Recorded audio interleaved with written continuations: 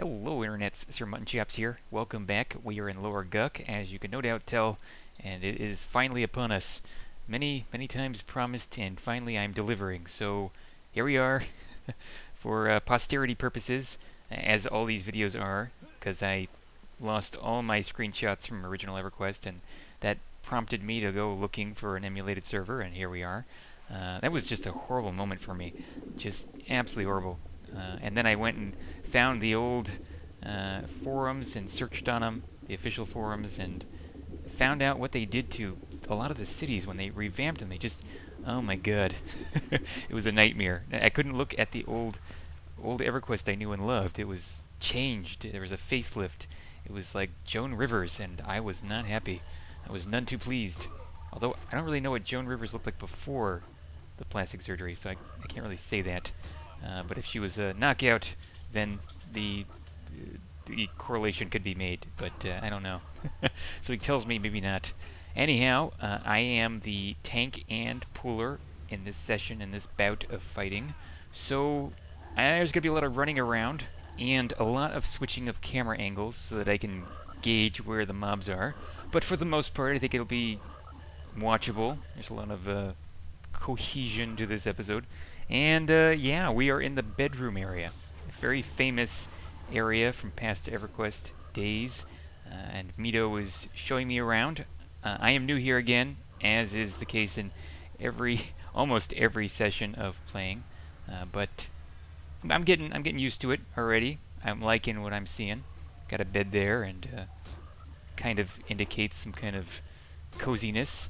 So that's pretty much a good start for anything, I think. If you got a bed, well, you got a good start for a good relationship with froglocks or ogres or high elves or what have you. And actually, I never started a ogre in original EverQuest. I think, well, I'll take that back.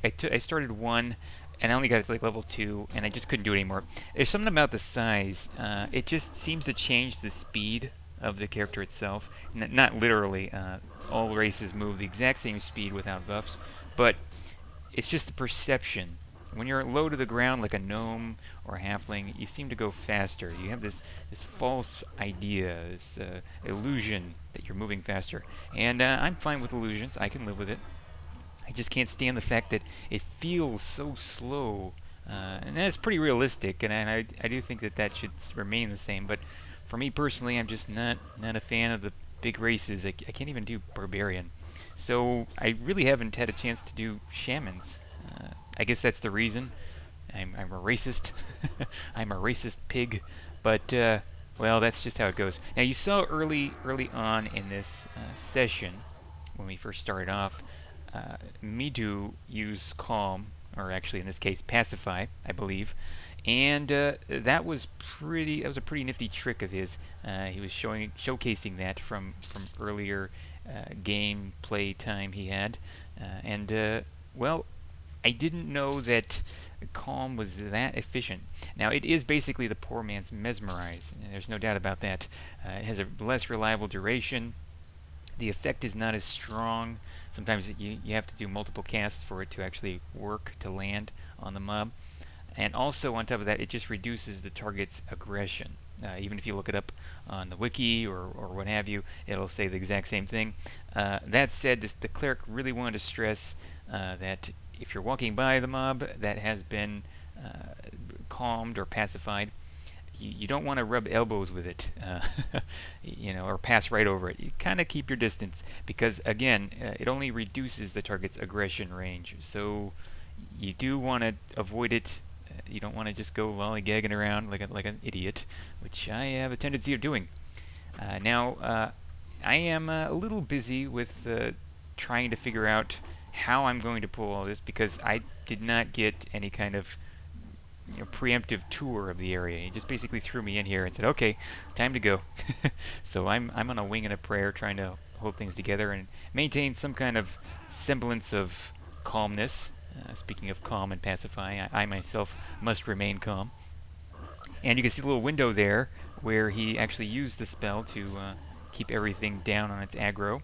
which is pretty cool. It's a pretty nifty trick. He hit F9, he said, a couple times, like I am right now, and is able to see and click the mobs inside this room.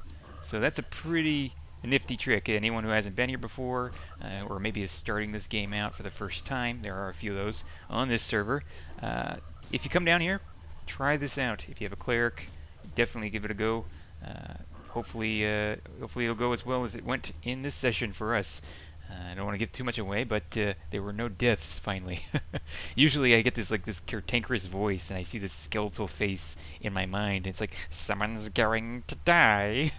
It's like the Crypt Keeper or something, and I just go, "Oh God, bad things are going to happen," but they don't. They don't. Surprisingly, maybe it's all that gloom and doom that keeps me so tentative and not very solidified in my own abilities. I need to have more faith in myself, because I'm pawning these noobs, man. Well, they're not really noobs. I'm pawning these frogs. It's time to lay waste to Kermit and get them on down the line. Now I don't know what's looting here really, because I haven't had a chance to loot, and I don't generally loot anyway, considering I'm a monk. But our tank has auto split on, and if anyone has played a monk, they know that is very irritating. I didn't mention it because we're kind of going slow, and I'm the tank, and I'm also the puller, so I just kept deleting, copper and silver pieces as we went along.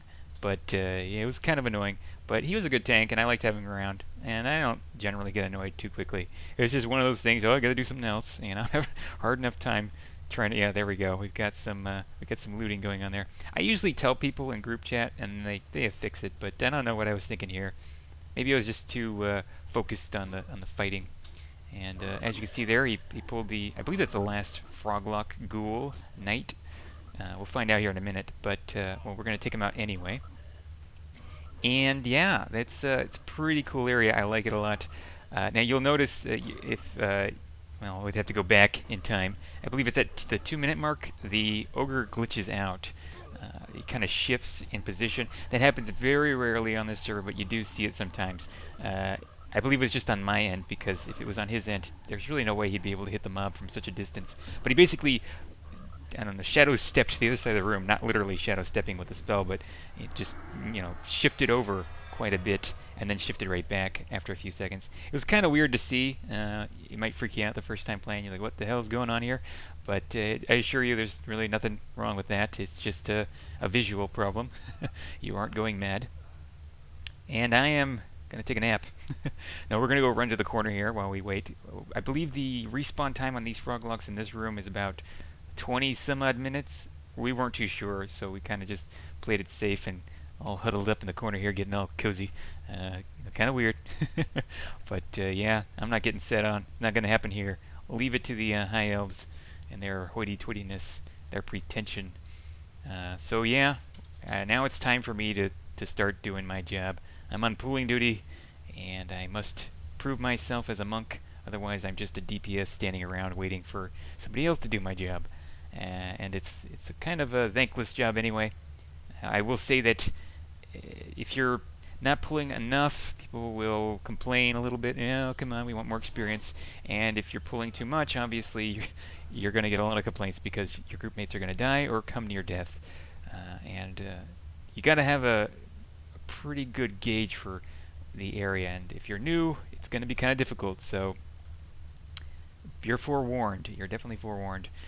But this was actually a lot of fun. I had a lot of fun doing this. I think it's mainly because of the aggro radius for these mobs. I found it relatively easy comparing it to any of the other places I've been in previous sessions. I mean, look at that. That is just way too easy for me. And I look like a boss. It just felt so cool being able to do that. I think I got a little lucky too, though. I'm not too sure. But nevertheless, things are going smoothly, and I'm happy about that. I don't even know what these loot, actually. I think I would just assume bat wings again, but you never know. They could loot something strange. It is a vampire bat, so I don't know. One of those things. I wonder if they've ever had those in the Halloween events that were in past years. I always heard about this. I only witnessed like one or two. One of them was later on when I briefly came back. I think it was sometime in Luklin. I didn't experience any of Luklin. I just stayed in the newbie zones, and then vacated the premises and moved on to some other game sometime. But it was basically a nostalgia fix. But they had events, and I think they were like in 2000, late 1999 as well. Quite a few, and a lot of them were like Halloween events and all sorts of weird things like that. I did witness one in Greater Fadark with a named fairy or pixie or something, and just randomly the fairy gave out items. People were like, "Yeah, I got stuff," and I'm like, "Come on, what do I gotta do?" I was trying to give them like fishing grubs and random stuff, a rusty short sword. Nothing was working. So yeah, I didn't get anything from that, but it was still interesting to see nonetheless. And well, I'm still pulling here, doing a mighty fine job, kind of impressing even myself here. I don't know what to say, but it's all going good. Now we're gonna move on to the skeletons here in a little bit. Now those were kind of harder, but it was a lot more fun. It kind of up the ante. It made it a little more difficult, and I like trying to work that. With every mob and every zone, there seems to be a different kind of mechanism to getting them to bugger off and separate them. But we're going to move on to the skeletons, which are known to drop bronze. And as you'll notice with our ogre here, our rather chubby ogre, he is wearing mostly bronze. So we're going to try to get him some more. And I just dinged there. Oh yeah. Oh yeah. Ooch, ooch, ooch, ooch. Yeah, it feels good. It feels really good when you ding. Oh, they do loot bat wings. Yeah, go figure. Alright, I guess there's nothing really unique about them then. Maybe occasionally they loot some kind of blood. Want to suck your blood, I don't know. Maybe not. But that's pretty cool. I kind of forgot that I actually dinged in this session. Oh. Go figure. Anyhow, there's no real time to congratulate myself and to do a little dance. Just gotta get right back up and start pulling some more mobs, because they're not gonna kill themselves unless they're suicidal. I don't think there are any suicidal mobs in this game. They should be like lemmings or something. They just jump off a cliff and you can get experience from them just by watching. It's on easy mode for all the twinks that are out there that don't want to actually do anything in the game. I believe that was the Tumpy Tonics. Or was it Tumpy Tonics? I can't remember. You turned in like these Keola nuts somewhere and some water, or you made them by brewing, and then you turned them in East Freeport in that little tavernous bar area that was above the rogue's secret entrance. And people just got tons of experience. I remember people were doing crazy trades. I don't know what the going rate was for them platinum-wise, but I remember like for a couple stacks of Tumpy Tonics, people were giving out green silken drapes, which on this server, green silken drapes are very cheap. But on the Tudar server way back in the day, they were several hundred platinum. So yeah, Tumpy Tonics were the serious business, man. It was craziness. Everyone and their grandmother was all about them. And getting that little dwarf in East Freeport drunk off his ass. Oh god, memories, man. I forgot about those. I don't even know what conjured that up in my mind just recently. I'm just kind of rambling, and I guess I'll have to. I don't really watch my own videos, so I'll never know now. Can't stand doing that. It's like seeing yourself on TV or on some kind of footage. Just awkward. Well, maybe for other people it's not. For the narcissists out there, or regular normal people that are okay seeing themselves, it might be okay. But for me, it's just not. It's just not. I try to pretend like I don't have a voice or a face. I don't know. I don't own any mirrors in my house. No, that's not true. It's kind of different seeing yourself in a mirror because it's real time. It's not. You don't have hindsight. You can make faces and shave and whatnot. You can shave your beard and have mutton chops. And nobody will know that you look ridiculous in your house, except for, well, any visitors that aren't used to your facial hair and facial features and facial expressions. And I am really seriously rambling. Anyhow, these are the angles in the game, the F9. Kind of annoying, actually, scrolling through them, if that's the word. Shifting through the different ones, the different options of F9. I wish you could just kind of have a set one that you could always go to, because I don't like it. It's very dizzying. It's disorienting. It's just not good. It's badness. But I try to do it as fast as possible so I can get a good view. I think like the second to last or the third to last angle is like the best, because some of them are just insane. I don't know why anyone would want to look at their character from straight above or from immediately behind. Was made aware, sorry, indigestion, thank you. It's a heartburn commercial. I was made aware of the fact that if you use the middle scrolling button on your mouse, you can back up out of your character in the first person view and have a really good angle that always kind of follows the back of your character. So it's a pretty decent angle, I must add. A pretty good point of view, I should say. But I don't use it too much. It's hard to target things with it, even if you use tab, or I think it's F8, it auto targets. I don't like it for some reason. I need to be able to click things. I like being able to have things at my disposal. And plus it's just more immersive. But anyhow, I was scrolling through the forums, as I sometimes do, and I found this pretty cool and pretty popular little thread about an auction website. And basically what it is it's a real-time website with the auctions in-game from East Common Lands. I don't know if it does Gafay as well and North Freeport, but or even if it just does all the auctions on the server altogether, but I do know that it is East Common Lands. All the ones that are in East Common Lands, all the auctions there, scroll, and they're real-time, or maybe there's a very slight delay, like a couple seconds or something, I don't know. I haven't really researched it, and I haven't really utilized it, because, well, it's just me. I'm old school. I don't really care for it. But that said, I am very impatient with selling items and buying items even, but really selling items. I'm just impatient. I'll sell low. It doesn't matter. I'm a total gimp as far as that's concerned. Maybe that's not the word. Reminds me of the gimp scene in Pulp Fiction. Yeah. Oh God. Another movie reference. I think I need to stop making movie references and just all kinds of cultural references, but I don't know. It's a problem. Anyhow, it's a pretty cool doohickey feature of this game, and this is not necessarily classic Everquest. It is all based on classic Everquest, but the server population is different. There are slight other different features. There are bigger guilds. There are really smaller guilds. It's just all in all the same features, but with a little bit different personality. So it's hard to get used to at first, maybe.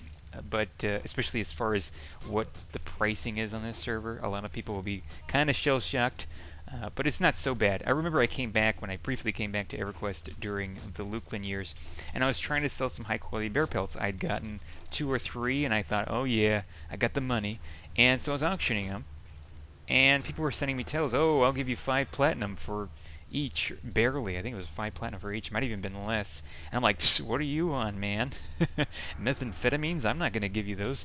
You're crazy. And one guy finally broke down to me. He's like, what are you talking about? It's the going rate here. I'm like, no, last time I played it was 30 platinum a piece, if not more, you know. And he let me down nicely. He wasn't an arsehole about it. Basically clued me in on the whole economy change. So I had to catch up with the times, and I think I sold it to him. I probably did, but on this server you get a little bit more for your high quality bear pelts. I think it's 20 platinum's pretty decent. Occasionally you might be able to get 25. Some people try to lowball you and give 15. Well, it's your choice. I generally went with 20, and if I sold in bulk, I got quite a bit more than that. But I did collect a lot of high-quality bear pelts. That is the bread and butter of all newbies everywhere. That and bone chips. Although bone chips don't really seem to sell a whole lot on this server. But our ogre is going to be collecting them nonetheless and saving them for the necromancers out there. They do occasionally go for 10 platinum a stack. I know that was the going rate on Tunar server, as well as other servers. And I'm having a hell of a time splitting these two skeletons, aren't I? Oh well. I think I end up taking both of them, if I remember right. It's been such a long time. This is like months ago, really. Yeah, I'm pretty sure I take both of them. But it's pretty fun, this whole little area right here. And it's safe. As long as you're not complete bumbling oaf, you should be okay. The respawn time is good. You can do this with 3 people, as you can see. It's pretty easy. And we have crowd control, so that changes everything. You definitely need to have some crowd control with you. Now, I should be scooting a little bit further back away from this second Icebone skeleton. It's just called Icebones. I didn't realize that until now. But it's basically an Icebone skeleton. But I'm not. I don't know why. I guess I'm just kind of playing it by... I'm not getting hit, but I'm a little too close, and I do get a couple hits from the other mob here and there, and that's just not good. You want to be able to minimize as much damage as possible, especially when you only have one healer. But, well, It's a very small mistake on my part. Something I'm going to correct in the future. And the future is now, so I'm gonna take life by the balls and run with it. I don't know. My expressions maybe aren't the most palatable, aren't uh, child friendly, family friendly, but there they are nonetheless. And I don't know. I really did like this zone. I heard a lot of horrible terror nightmare stories about Lower Guk, and believe you me, I've experienced some very horrible moments. Without res, I think I probably would have rage quitted. But it's a really fun zone. The pathing issues are there. You're definitely going to notice them, and they can really ruin your night. But all in all, I think it's a very interesting zone. Definitely worth going into, especially this spot. I wasn't too fond of the other areas necessarily, although the area near the reanimated hand, which is coming up, it's not going to be the next episode, but a couple episodes after that, that was really a lot of fun. Very tricky, kind of hard to figure out. We did have a bug with the Bard song. The Bard died horribly. I'm putting that out there, throwing that out into the open. There's not going to be any surprises when the next Lorguk episode comes up. But it still was appalling. It was absolutely appalling. I single pulled, and then all of a sudden, I was far away from the group, and just out of nowhere, after I feigned death, all these froglucks just go charging towards the general direction of where my group was held up. And I kind of gave a little warning because I didn't know what was going on. But I was like, stay alert. And badness happened. I believe they evac'd quick enough, but not quick enough for the Bard. So that's that. Things happen. Bad things sometimes happen, but it's still all in all a very fun zone. Now, I don't remember what we're doing here. I think we're getting the hell out. Seems to be the case. He invis me. I don't think he IVU'd me. Invis versus undead. I don't think he has to. Or maybe he just invis for... Yeah, he just invis versus undead me. Didn't have to use any of the other invises. I believe there's only... Okay, yeah, that's right. There's like one or two other invises. There's invis versus animal and then regular invis. And I am really screwing up here. He told me to attack this froglock, and I assumed he meant the one up top, blocking the way out. But there were two when I got up there. So, yeah, and of course I'm having problems with feign death and near dying myself. But as I said in the beginning, I soldiered on. There were no deaths. I survived. I will survive. My heart will go on and on. Okay, no more song references, especially bad ones. But yeah, we're still here, still holding up. We're doing well. I'm alive next to a barbarian's corpse, and they're down there watching me, face palming. What the hell are you thinking, man? And, well, I'm trying to save as much face as possible. He's going to pacify these mobs, and then we're going to scoot on out of here and get going. And that's about it. There's not going to be too much else to this episode. It was pretty fun all in all for me. We're just going to vamoose and get out of here. We didn't get any bronze for our ogre, unfortunately. But these things happen. You can't win them all. You got to take your positives with your negatives and come out on the top, hopefully, in the end. But as it stands, all in all, I recommend the zone, especially if you have crowd control, like I said. If you're going to come down here and think you're going to rock the world as a monk, you might want to think again. Unless you're really good at dungeon crawling, I would not recommend it. And, well, I am not good at dungeon crawling. I just have that trepidation, which again goes back to my lack of faith in my own skills, which is it's starting to decrease in time. I'm having more faith in myself. It's like a Seabiscuit moment or something. Oh God, more movie reference. I really need to stop. I need help. I need an intervention, really. Just no more movie references. Or maybe I just need to go on to Jeopardy or something. I don't know. Anyway, I just wanted to go ahead and throw out something else real quick. If you're a monk, do not drink a lot of alcohol. In previous years, I don't know if it was different. I didn't drink a whole lot as a monk. I didn't really play a monk until I think it just reached about level 10, and then I quit. But it brings down your AC exorbitantly. It's gone. All your AC will be gone. If you want to go and get drunk and think you're going to be a drunken master and start whooping ass, no, just no. You ever seen a drunk man try to get in a fight? Well, a drunk man that couldn't hold his liquor, I should say. I have seen drunks, lumbering drunks, in their violent stages, and they are something to be dealt with. But then there's those other ones that they couldn't win a fight with a desk chair. They just stumble over and they somehow really seriously injure themselves. But yeah, now it's time to go into Upperguk and well, time to whoop some Scryer arse. Just because it can.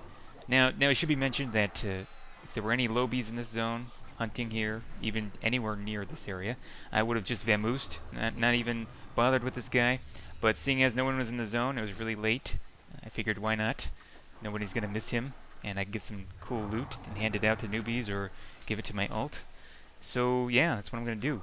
I think it kind of goes up, can be chalked up to need before greed, really. And I've been in other zones like Karanas, where I've been hunting and killing hill giants, and really high level people will come in and with the intention to farm them and see that I'm hunting there, and they'll just mosey on off. They'll occasionally accidentally kill one and then realize, hey, somebody's here hunting, and then they'll vamoose. And I think that's really good. It's a basic decorum of Everquest because it allows other people to progress, doesn't hinder them in any way, and the high level person can always go somewhere else. They have a lot of options open to them, and a lot of times at low levels, it's hard to get around.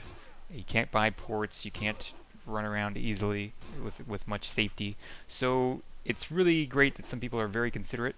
Actually, most people on the server are, and they even go above and beyond. Sometimes they'll toss a buff on you. I mean, you don't have to beg on this server, trust me. Believe you me, just go about your business. If you're naked, somebody will have mercy on you one of these days. And almost too much, really, but, well, you can always refuse them if you so choose. Anyhow, that about wraps it up. Stay tuned. We've got some Kesora footage coming up, and then we'll get back to Guk and some other places. So I don't want to make too many promises, but that's the general outlook for things. And thanks for watching. We're gonna keep going. Hopefully have no deaths.